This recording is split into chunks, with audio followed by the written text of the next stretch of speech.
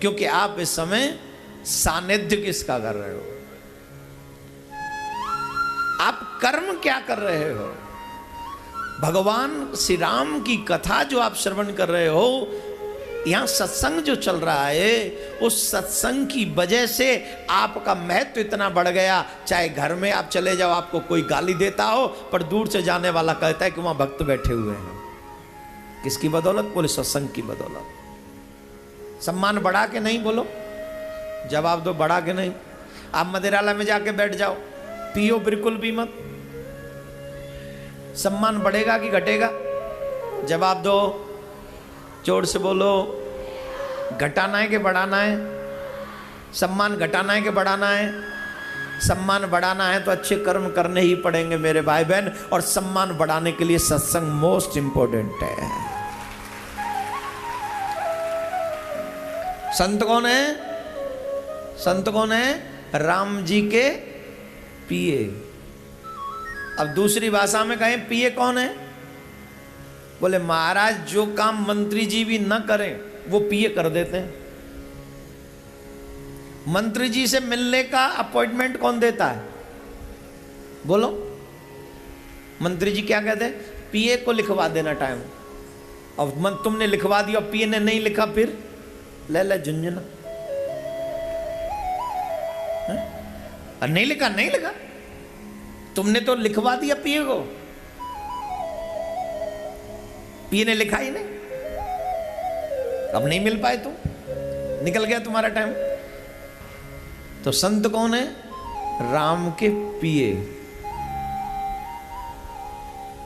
Personal.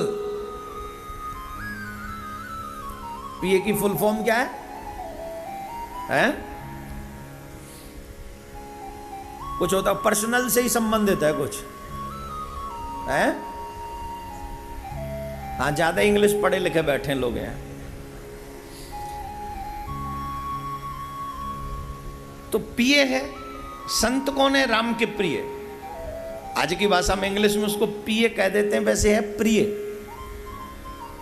Ram के प्रिय हैं संत, और इसी का दर्शन मानस की नवदा भक्ति में दर्शन होता है। इसीलिए उन्होंने कहा, पहले क्या कहा? प्रथम भगति संतन कर संगा, संतों का संग करो। बोले हम ही करें कि हमसे पहले भी कोई करता है? देखो, संतों का विरुद्ध कभी और संतों के विरुद्ध कभी मत जाना, कभी नहीं जाना। हम भक्तन सो भूल बिगारी, जान्यो नहीं इतोबल इनको, ये हरि के अधिकारी। हम संतन सो भूल बिगारी, जान्यो नहीं इतोबल इनको, ये हरि के अधिकारी।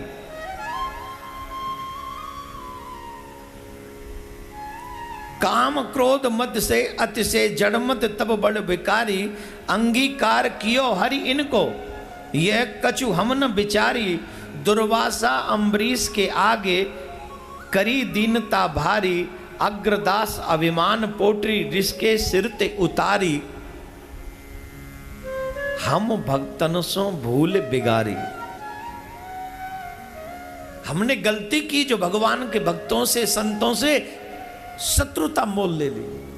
हम तो जान ही नहीं पाए कि ये कौन है। ये सच मायने में अगर पूछे तो ये भगवान के अधिकारी हैं।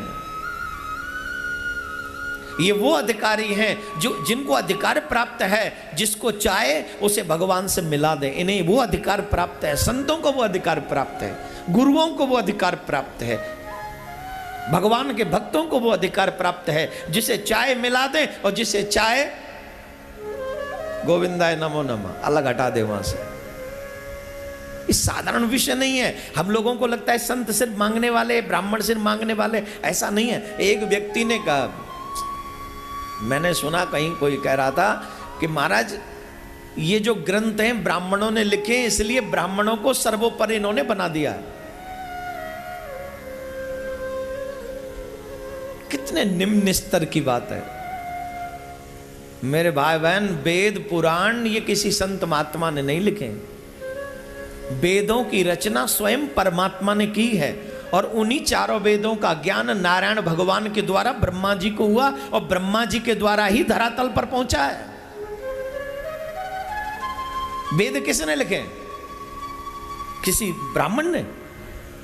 अरे राम राम राम, पहले समझ तो लो, पहले धर्म को जानो तो रे। जानते भी नहीं हो और किसी की मानते भी नहीं हो तो मरोगे ही, फिर टक्कर तो होगी।